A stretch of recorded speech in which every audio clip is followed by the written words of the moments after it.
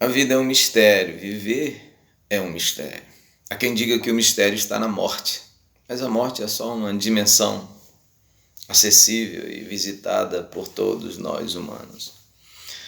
Quando eu digo que viver é um mistério, eu digo por conta da incógnita do dia de amanhã, da incógnita, da surpresa e da má coincidência, ou das coincidências do dia de amanhã.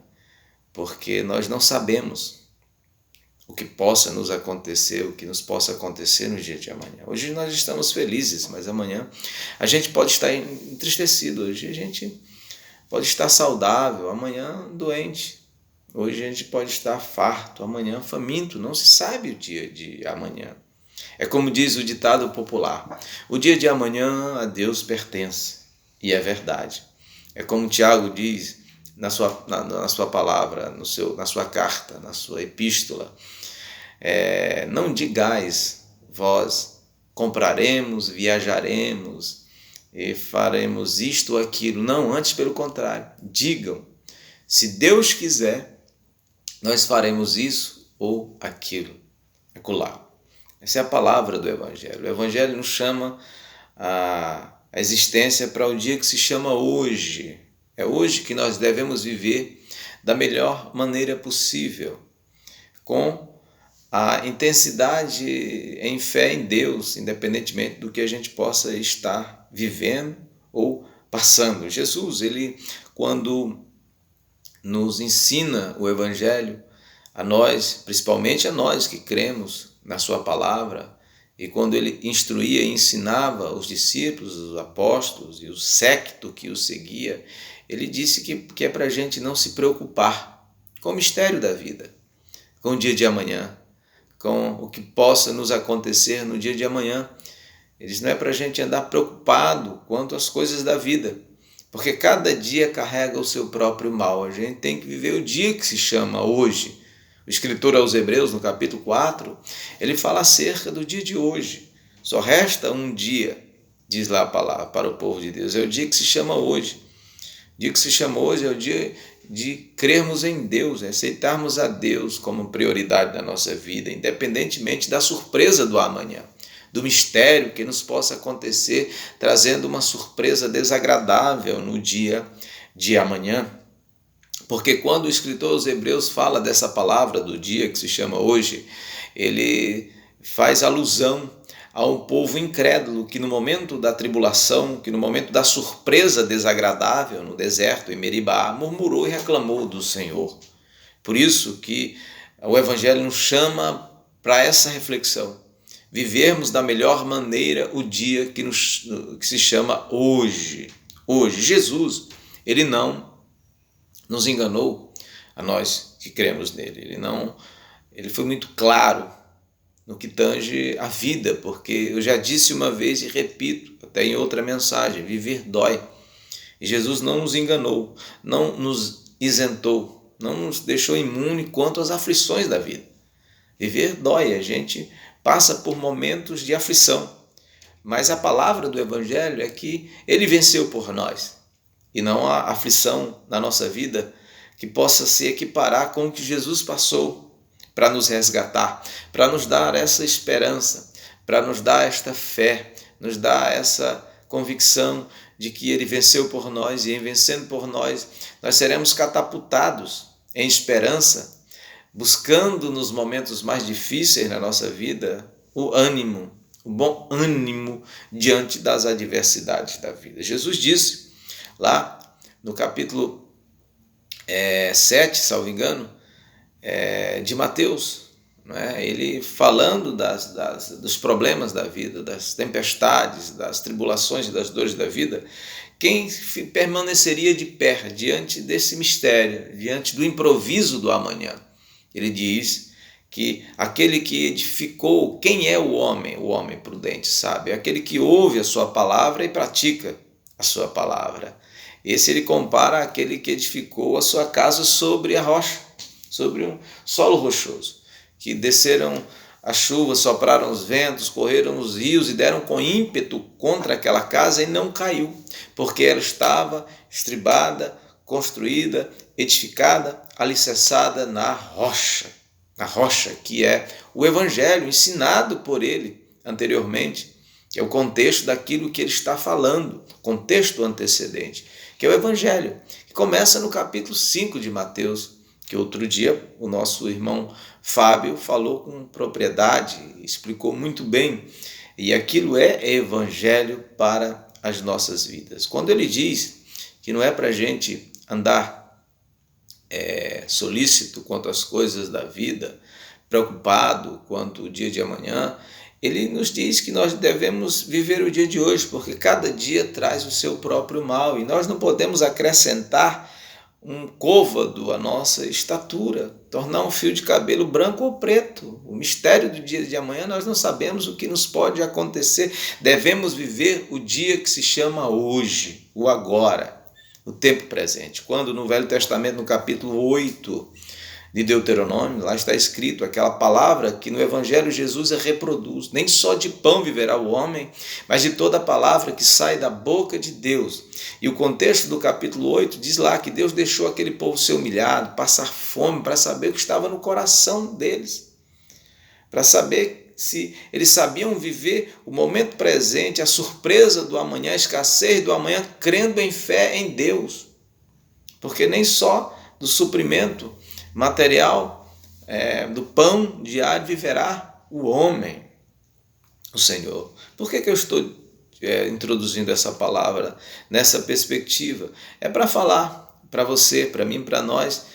Eu não conheço a vida de todos, mas talvez esteja alguém passando por momentos de aflição, foi surpreendido pelo mistério do amanhã, e o amanhã chegou trazendo hoje as suas mazelas, e quero só te dizer que isso faz parte da vida, faz parte da existência, isso é um processo, e todos nós sabemos que a gente é provado para ser aprovado diante de Deus, o Senhor. O personagem dos mais conhecidos no Antigo Testamento é o rei Davi. O rei Davi, nós sabemos, era um homem segundo o coração de Deus. O homem segundo o coração de Deus era o rei Davi. E Davi, certa feita, quando perseguido por Saul, ele se aliançou com os filisteus. Ele começou a servir a Aquis, príncipe dos filisteus. E ele era um varão de batalha, de guerra, e defendia os filisteus. Olha que contrassenso. Eu vi uma vez alguém dizendo que Davi cumpria o que Jesus disse, amando os seus inimigos, justamente quando ele serviu o exército filisteu por algum tempo. E em uma dessas batalhas, o exército dos filisteus ia guerrear contra o exército de Israel.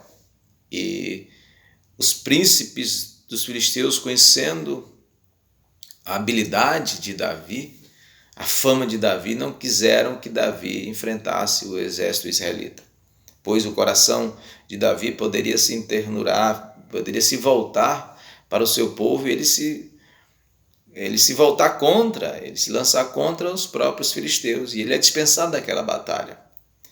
E Aquis o dispensa. E quando ele volta para casa, Davi queria batalhar, está lá no capítulo 30 de 1 Samuel. E quando ele volta para Ziclag, onde ele estava habitando, ele era um líder, um chefe ali. O que se diz a narrativa do capítulo 30 é que os amalequitas deram com ímpeto na cidade, atearam fogo na cidade, levaram as suas mulheres cativas, levaram, enfim, o pessoal todo daquela cidade cativo, e levaram todo o mantimento daquela cidade em cativo. E quando Davi ali chegou, ele se deparou com as chamas, aquela fornalha naquela cidade. E o que se diz ali é que, o que não bastasse ali é que Davi, vendo a destruição, a derrocada, o seu mantimento sendo levado, enfim, suas mulheres, os que estavam com ele ainda queriam apedrejá-lo. Angústia, tribulação que Davi foi surpreendido quando voltou para Ziclag, enquanto os filisteus batalhavam contra Israel. Mas a palavra lá diz, do escritor sagrado, que Davi se esforçou no Senhor. Se esforçou no Senhor. É a palavra dita lá no texto sagrado. Ele se esforçou no Senhor, consultou ao Senhor, e o Senhor aprovou a sua consulta, orientando ele a perseguir os amalequitas, e ele perseguiu, tomou os despojos, tomou as mulheres, porque eles estavam dançando e se embriagando em um arraial, e Davi deu com ímpeto sobre eles, e conseguiu tirar trazer de volta todos os despojos, ou despojo, o espólio que eles tinham roubado, usurpado, e mais o que pertencia a eles, e depois abasteceu toda a comunidade. E passou por aquele momento de aflição, aquele momento de dor, de angústia, de maneira firme, confiando e buscando a Deus, o Senhor. Buscando ao Senhor Deus. Então, no momento de aflição, no momento de luta, no momento de dor, o único conselho que a gente pode dar e tomar é o conselho do Evangelho, é o conselho da fé, é o conselho do crer. Não importa o que nos possa acontecer, não importa a surpresa, a incógnita, o mistério do amanhã, não importa. O que importa de verdade é estarmos firmes e inabaláveis na rocha, em Cristo o Senhor. Lembram-se do apóstolo Paulo? O apóstolo Paulo, que foi um personagem que carregou todas as implicações negativas pela perseguição do Evangelho na sua vida.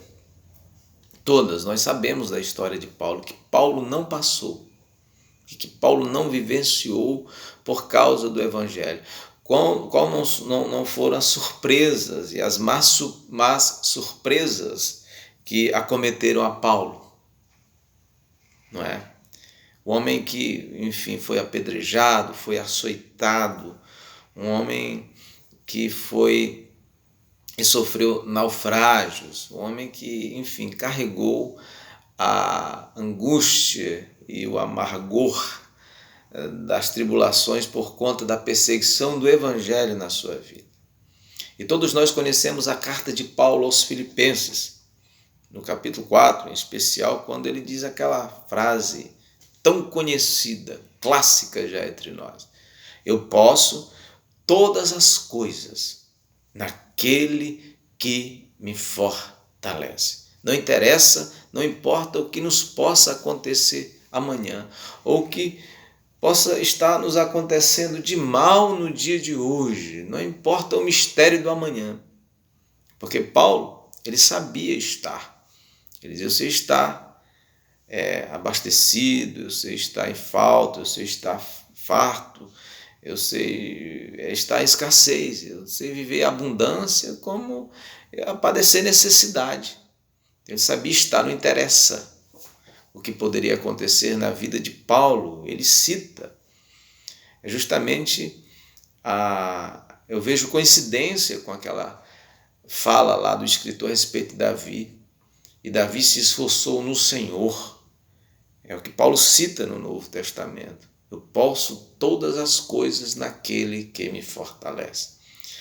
Neemias, na edificação, na reconstrução lá de Jerusalém, naquele período, Neemias, em um do seu discurso, acho que foi Esdras que estava discursando, e lá o texto diz o seguinte, tem uma passagem lá que diz: a alegria do Senhor é a nossa força. Porque a alegria do Senhor é ver a gente andando em fé na obediência do Evangelho. E quando a gente obedece o Evangelho, há prazer em Deus em relação a nós, em relação a cada um de nós que cremos na sua palavra. E a alegria do Senhor, ainda que seja nos momentos mais difíceis da vida, a gente crendo no Evangelho, a gente busca o bom ânimo nos momentos difíceis, a surpresa do amanhã que chegou agora, né? E esse essa convicção de que Deus tem prazer em nós, principalmente na obediência do Evangelho, deve ser a nossa força, deve ser a nossa fortaleza, Davi, no Salmo 27, você tem uma palavra de Davi aqui no Salmo 27, olha só o que diz o Salmo 27 de Davi: o Senhor é a minha luz e a minha salvação. A quem temerei? O Senhor é a força da minha vida. De quem me recearei? Quando os malvados, meus adversários e meus inimigos investiram contra mim para comer as minhas carnes, tropeçaram e caíram. Olha o que ele diz no verso 3. Ainda que um exército me cercasse, o meu coração não temeria. Ainda que a guerra se levantasse contra mim, nele eu confiaria. Então, meus irmãos, não importa o mistério, a surpresa do dia de amanhã. Não importa o que a gente esteja passando. Não importa a aflição do momento presente. Não. Importa é nos mantermos de pé, em fé e em esperança, crendo em Deus e no Evangelho nos momentos mais cruciais da nossa vida, nos momentos mais difíceis da nossa vida, da nossa existência. Não importa, não interessa. Eu gostaria que você tomasse posse dessa palavra. Eu não sei a vida